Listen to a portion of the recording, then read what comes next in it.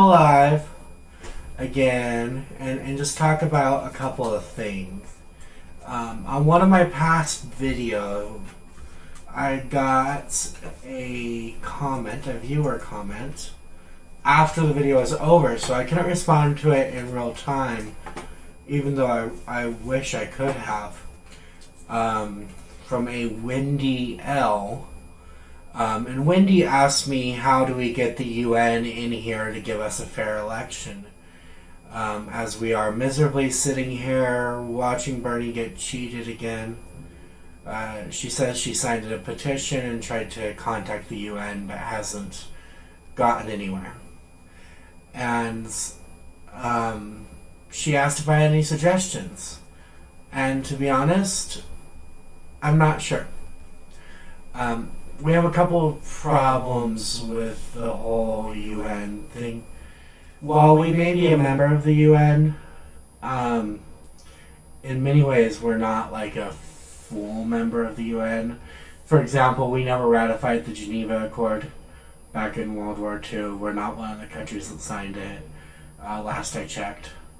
The UN has a basic declaration of human rights that's designed to be universal, that we used our influence to force a bunch of other countries to sign, but then our Senate never ratified it. So in this country, we don't have basic human rights, unlike the majority of other nations and pretty much every other member nation of the UN. Furthermore, let me double check here, 2009, President Barack Obama signed an executive order 13491, and it essentially limited the UN's ability to detain or interrogate any U.S. citizen. And yeah, I mean, it did also shut down some of the CIA's power to do that, which is a good thing, but it also limited how much the UN can operate within our own sovereign borders.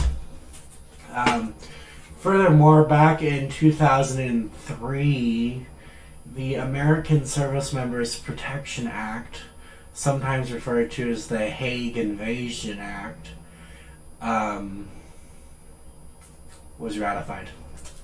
And what that does is ensure that no U.S. service member, politician, or official can be charged by the International Criminal Court.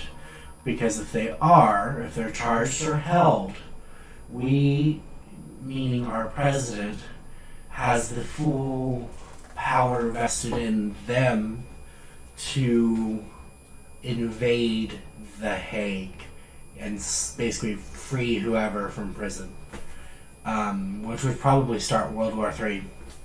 So, in terms of getting help from the UN, I don't think that's going to happen. We have to focus on the ground game. That is what we have to do. Anything else isn't going to happen. The Carter Center is really good at preventing election fraud in other countries, but I don't know if they have the authority to act within our own country. I wish they were already on it. I really do. The exit poll discrepancies are showing wholesale cheating, but we just have to focus on the ground game going forward. With Biden's dementia, I have a nurse friend who diagnosed him as such, who also does a great podcast. It's Niall Elcom versus the World. You should check it out. Basically, with Biden's dementia, there's no guarantee that he even makes it through the next month functioning, much less the rest of the primaries. So, I don't wish it on him, but he could self-destruct. He already kind of is.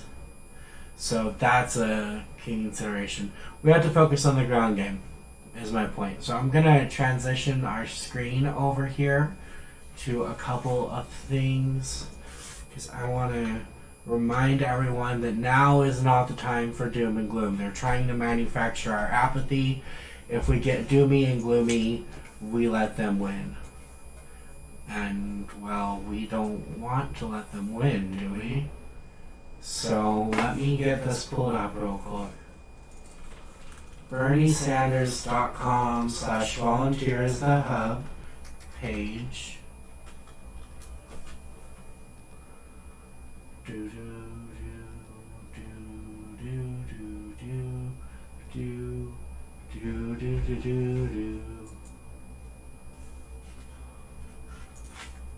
I'm pulling up each volunteer page.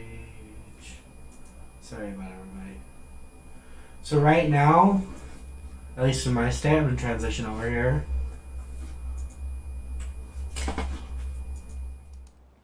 Is to make calls. Unless you're burning Victory Captain, and that's to make sure that other people are making calls. The campaign is shut down. Canvassing in Utah has already voted, so yeah. And we're not shutting down canvassing because we're giving up. Bernie's campaign shut down canvassing to protect people from the virus. It just proves that he's always been for everybody. This is the culmination of his life's work. And shutting down canvassing is going to make winning a heck of a lot harder. But he doesn't care because he wants to protect the people.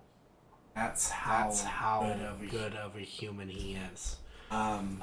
Anyways, donate, make calls. We can hit Utah from anywhere. It's calls. So I want to show everyone how easy it is to get started calling. We're gonna go to BernieSanders.com/call.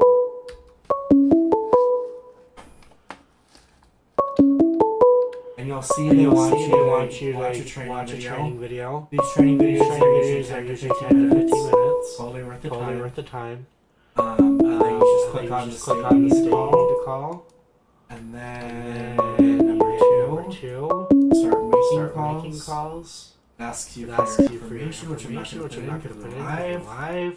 You get your login, dial in on your cell phone, hit the green button, boom, you're making calls for Bernie. And it's really about getting out the vote right now. So really focusing on helping people make plans to vote.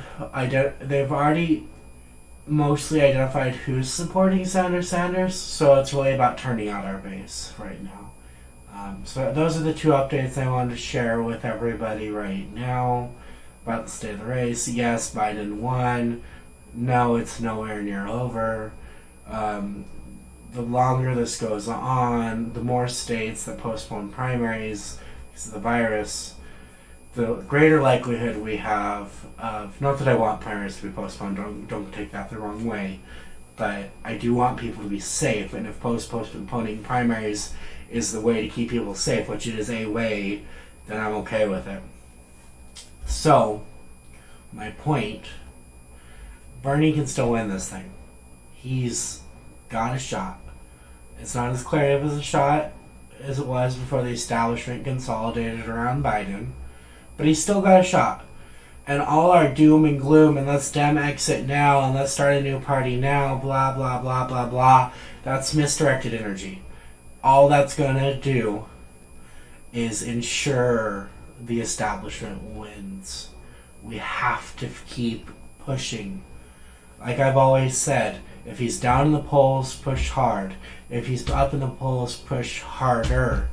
If he's super down in the polls, push hardest.